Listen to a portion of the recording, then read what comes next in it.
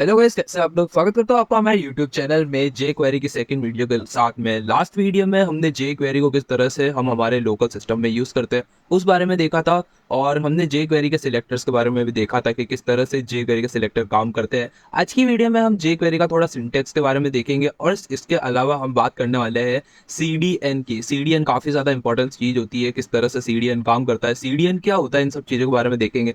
Video start करने से पहले मैं आपको बताना चाहता हूँ, अगर अभी तक भी आपने हमारे जावास्क्रिप्ट ट्यूटोरियल वाले प्लेलिस्ट को एक्सेस नहीं किया है तो जल्दी जाके हमारे जावास्क्रिप्ट ट्यूटोरियल प्लेलिस्ट को एक्सेस कीजिए। उसके बाद आपको जे क्वेरी सीखने का और भी ज़्यादा मज़ा आने वाला है। तो गाइस, चलते हैं हमारी कंप्यूटर स्क्रीन पर और देखते हैं कि जे क्वेरी के सीडीएन किस तरह काम करते हैं।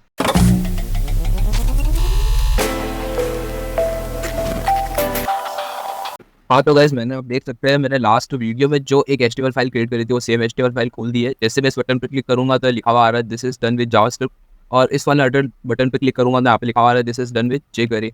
और मैंने सिंपली यहाँ पे एक जेक्वेरी का एक पूरा यहाँ पे फाइल क्रिएट कर दी है jQuery.js नाम से, उसको लोड कर लिया है और ये हमने एक स्क्रिप्ट लिखी थी। और अब मैं करूँगा, सबसे पहले आपको बता दूँ सीडीएन क्या होता है। सिंपली मैं गूगल पे जाके सीडीएन सर्च करूँ तो सीडीएन में यहाँ पे लिखा हुआ है CDN is a content delivery network. A content delivery network or a content distribution network is a geographical distribution network of proxy server and their data center. The goal is to provide high availability and performance by distributing the service especially relative to end user. तो CDN क्या होता है, मैं website खोल लेता हूँ और इसको क्लियर कर देता हूँ। मैं आपको इमेजेस से समझाऊंगा CDN क्या होता है। तो मैं सिंपली यहाँ पे इमेजेस पे चल जाता हूँ और CDN के लिए मैं आपको ये इमेजेस बताता हूँ। तो open image in new tab कर लेता हूँ। तो सीडीएन को समझने के लिए आप ऐसा समझिए कि आपका पास एक आपका सिस्टम है, आपका एक लैपटॉप है या फिर आपका एक पीसी है। आप उस पर एक एचटीएमएल फाइल क्रिएट कर रहे हो और आपका एक फाइल सिस्टम है, उसमें आपने आपकी जावास्क्रिप्ट की file, style file, images file, जो भी आपकी वेब पेज या वेबसाइट में यूज़ हो रही है वो सारी लोड करके रखी है। अब जब आप एक वेबसाइट को लोड करेंगे या फिर एक वेबसाइट को रिक्वेस्ट करेंगे, तब वो वेबसाइट जब लोड होगी तब ब्राउज़र अपने फाइल सिस्टम के, यानी आपका जो फाइल सिस्टम है उससे फाइल्स को रिक्वेस्ट करेगा। और लेकिन सारी फाइल अगर आप आपके सिस्टम पे रखेंगे तो फाइल लोड होने में बहुत ज़्यादा टाइम होगा। पहले इमेज फाइल लोड होगी, फिर स्टाइल फाइल लोड होगी, फिर जावास्क्रिप्ट फाइल लोड होगी। तो ये बहुत ज़्यादा टाइम कंज्यूमिंग प्रोसेस है। इसके लिए हमारे पास एक और दूसरा मेथड होता है सीडीएन, यानी आपका जो फाइल सिस्टम है उसके अलावा आप ऑनलाइन यानी आपका इंटरनेट के थ्रू किसी दूसरे थर्ड पार्टी सर्विस का यूज़ करके आप उस फाइल को लोड कराओ आपके सिस्टम में। उसको कहते हैं कंटेंट डिलीवरी नेटवर्क। काफ़ी सारे सीडीएन हमारे पास अवेलेबल है। हमारे पास गूगल का सीडीएन भी अवेलेबल होता है जे क्वेरी के लिए। जैसे अगर मैं यहाँ पे गूगल जे क्वेरी लिखूंगा और अब ऑल पे आऊँगा तो आप देखिए यहाँ पे गूगल का जे क्वेरी खुद भी यूज़ करता है। और जे क्वेरी काफ़ी ज़्यादा पॉपुलर लाइब्रेरी है। गूगल, माइक्रोसॉफ्ट, नेटफ्लिक्स, यूट्यूब, जितनी भी चीज़ें आप देख रहे हो, आप के टाइम पे यूज़ कर रहे हो, उसमें हर जगह जे क्वेरी का यूज़ हुआ है। और काफ़ी ज़्यादा जो ये गूगल की है और दूसरी भी है। जैसे अगर आप यहाँ पे सिंपली जे क्वेरी सीडीएन लिखोगे तो जे क्वेरी की ऑफिशियल वेबसाइट पे भी सीडीएन आपको अवेलेबल हो जाएगा। तो मैं आपको सीडीएन यूज़ करके बताता हूँ कि किस तरह से सीडीएन काम करता है। तो अभी क्या करूँगा, अब मैं सिंपली गूगल का सीडीएन यहाँ पे यूज़ करूँगा। तो सिंपली मैं इस गूगल के सीडीएन को ऐसे कॉपी करूँगा, इस पूरी स्क्रिप्ट फाइल को ऐसे कॉपी करूँगा। और सीडीएन यूज़ करने के लिए कुछ भी नहीं करना आपको, सिंपली जिससे जैसे जे क्वेरी का अगर मेरे को सीडीएन यूज़ करना है तो मैं सिंपली इससे जे क्वेरी की स्क्रिप्ट फाइल यहाँ पे कॉपी कर ली, पूरा लिंक मैंने कॉपी कर ली। मैं मेरा ब्राउजर में आऊँगा और मैंने जो लास्ट वीडियो में मैंने जो ये जे क्वेरी की फाइल लोकली लोड करी थी, उसकी जगह मैं इसको कमेंट आउट करके सिंपली मैंने जो अभी फाइल डाउनलोड करी है इस वाली फाइल को यहाँ पे ओपन कर लेता हूँ। और अभी मैंने ओपन कर लिया। और अगर अब मैं इस पेज को रिलोड करके जैसे मैं इधर क्लिक करूँगा तो आप देखिए यहाँ पे सक्सेसफुली हमारा ये काम कर रहा है। और अगर मैं आपको पूरा इसको भी अगर कमेंट आउट करके इस पूरा कमेंट आउट करता हूँ, इसको करता हूँ और इसको मैंने इस पूरे को कमेंट आउट कर देता हूँ मैं। और अगर मैं यहाँ पे एक नया स्क्रिप्ट टैग बनाऊँ और उस स्क्रिप्ट टैग में मैं लिखूँ कंसोल, कहते हैं कंसोल डॉट लॉग करके, अगर मैं डॉलर का साइन लगाता हूँ और आपको कंसोल ओपन करके बताता हूँ मैं, कंसोल को मैं डॉक को नीचे लेके, तो आप देख सकते हैं कि यहाँ पे हमारा एक फंक्शन आ रहा है जो कि हमारा कोई दूसरा फंक्शन नहीं है, जो कि हमारा जे क्वेरी का ही फंक्शन है। अगर मैं इस सीडीएन को भी अगर कमेंट आउट कर देता हूँ और अब लोड करता हूँ तो आप देखिए यहाँ पे एरर आ रही है, डॉलर इज नॉट डिफाइंड।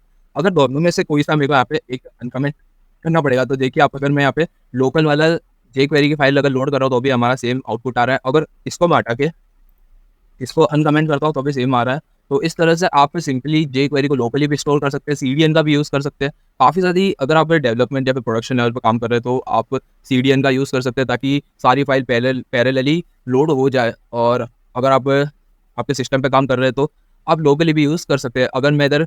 आपको कंसोल डॉग अगर मैं आपको कंसोल डॉट लॉग डॉलर लिखा हुआ है तो आप देखिए कि हमारा यहाँ पे आ रहा है ईटी रिटर्न न्यू सी फंक्शन ईटी।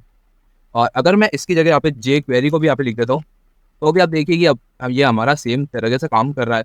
तो जे क्वेरी की जगह आप डॉलर का यूज़ कर सकते हैं। और अगर अब मैं आपको थोड़ा जे क्वेरी का सिंटैक्स बता देता हूँ तो सिंपली मैं यहाँ पे एक नई फाइल क्रिएट करूँगा और यहाँ पे लिखूँगा syntax dot H T M L. और syntax dot H T M L की जगह मैं इधर jQuery syntax dot H T M L नाम से फाइल क्रिएट करूँगा।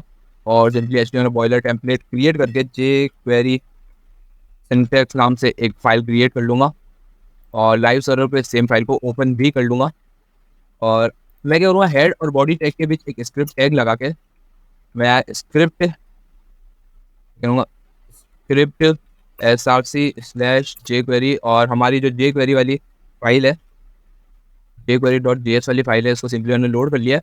और अब मैं क्या करूँगा, थोड़ा मैं बॉडी के अंदर थोड़ा एक कोड लिख देता हूँ। तो इसके लिए मैं अभी क्या करूँगा, थोड़ी स्किप कर देता हूँ वीडियो। तो यहाँ पे मैंने क्या करा, यहाँ पे मैंने एक h1 टैग क्रिएट करा जिससे लिखा है जे क्वेरी सिंटैक्स। और मैंने यहाँ पे 5 एक अनऑर्डर लिस्ट क्रिएट करी जिसके अंदर मैंने 5 आइटम रखे, हेलो वर्ल्ड जे क्वेरी ट्यूटोरियल लाइक सब्सक्राइब। और अगर मैं इसको ब्राउजर पर आपको ओपन करके बताऊँ तो ब्राउजर पर हमारा कुछ इस तरह से दिख रहा है। और अब मैं एक स्क्रिप्ट टैग लिखूंगा जिसमें मैं जे क्वेरी का यूज़ करूँगा। तो जे क्वेरी के यूज़ करने के लिए सिंपली आपको सबसे पहले सिलेक्टर लिखना पड़ता है। तो एक कमेंट डालूंगा मैं और करूँगा एक कमेंट डालूंगा और सबसे पहले डॉलर साइन लगाना पड़ेगा, उसके बाद ब्रैकेट लगाना पड़ेगा और उसके बाद यहाँ पे सिलेक्टर लिखना पड़ेगा, आपका जो भी सिलेक्टर है। और उसके बाद आपको डॉट लगा के कौन सा मेथड आपको यूज़ करना है, और उस मेथड के अंदर आप एक फंक्शन को क्रिएट कर सकते हैं, फंक्शन को भी क्रिएट कर सकते हैं। तो ये हमारा जे क्वेरी का बेसिक सिंटैक्स होता है, बेसिक जे क्वेरी सिंटैक्स। तो ये हमारा जे क्वेरी का बेसिक सिंटैक्स होता है। और अभी मैं इसको हटाता हूँ और यहाँ पे मैं क्या करूँगा, सिलेक्टर मेथड फंक्शन बेसिक जे क्वेरी सिंटैक्स एकदम सही लिख दिया मैंने। और अभी मैं क्या करूँगा, अभी मैं अनऑर्डर लिस्ट के अंदर एक आईडी क्रिएट करूँगा और आईडी लिखूँगा माई लिस्ट नाम से एक आईडी क्रिएट करिए। और h1 की भी एक आईडी क्रिएट करूँगा। फिर मैं सिंपली यहाँ पे इसकी एक क्लास क्रिएट कर दूँगा, क्लास ट्यूटोरियल। और अगर मैं यहाँ पे $h1 डॉलर, फिर यहाँ पे मैंने सिलेक्टर यूज़ करा है टैग सिलेक्टर। और सिंपली मैं अगर इधर HTML और ऐसे लिखता हूँ तो अब क्या होगा, और मेरे को सिंपली यहाँ पे console.log करना है।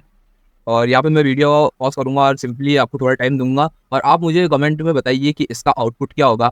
मैंने क्या करा है, सिंपली डॉलर का यूज़ करा है, h1 टैग को सिलेक्ट करा और इसकी HTML को console.log करा दिया। तो आप बताइए कमेंट में इसका आंसर क्या होगा और देखते हैं कि इसका आंसर क्या होगा। तो सिंपली जैसे ही मैंने इसको करा तो console.log में हमारा ये पूरा h1 टैग आ गया है। तो .html का यूज़ करके आप सिंपली आपके जो HTML है उसको यहाँ पे अल्टर कर सकते हो, यानी HTML जैसे जो h1 टैग हमने सिलेक्ट करा है उस h1 टैग की पूरी HTML हमारे पास आ गई है।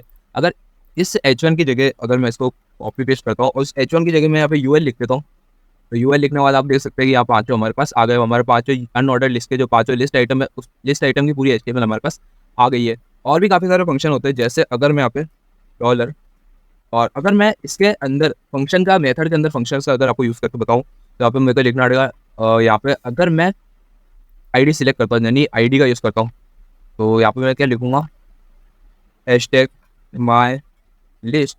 और माई लिस्ट के अंदर के मुझे लिस्ट आइटम को सिलेक्ट करना तो LI का यूज़ करूँगा और डॉट क्लिक। अगर कोई इस पर क्लिक करे तो सिंपली एक फंक्शन कॉल होना चाहिए यहाँ पे फंक्शन, और इस फंक्शन को मैं डिफाइन कर देता हूँ। और फंक्शन में मैं सिंपली डॉलर और डॉलर के बाद क्या आएगा, सिंपली जिस भी बटन पर हमने क्लिक करा है डॉलर, यहाँ पर सिंपली console.log का मैसेज करा देता हूँ, console.log। और console.log में सिंपली जिस पे भी हम हेलो लिखवा देता हूँ, console.log यू क्लिक। और जैसे मैं अगर इस पर क्लिक करूँगा तो लिखा हुआ है यू क्लिक। बाकी कहीं पर भी अगर मैं क्लिक करूँगा तो हमारा यू क्लिक आप देख सकते हैं, यू क्लिक हमारा चेंज नहीं हो रहा है। अगर मैं यहाँ पे क्लिक कर रहा हूँ, यहाँ पे क्लिक कर रहा हूँ, अगर हेलो पे क्लिक कर रहा हूँ तो आप देख सकते हैं यहाँ पे हमारा, अगर मैं इस पूरा कंसोल क्लियर कर दूँ और यहाँ पे आप देखिए अब ये अभी देखिए जब भी मैं लिस्ट आइटम पे क्लिक कर रहा हूँ तो हमारा यू क्लिक्ड लिखा हुआ आ रहा है।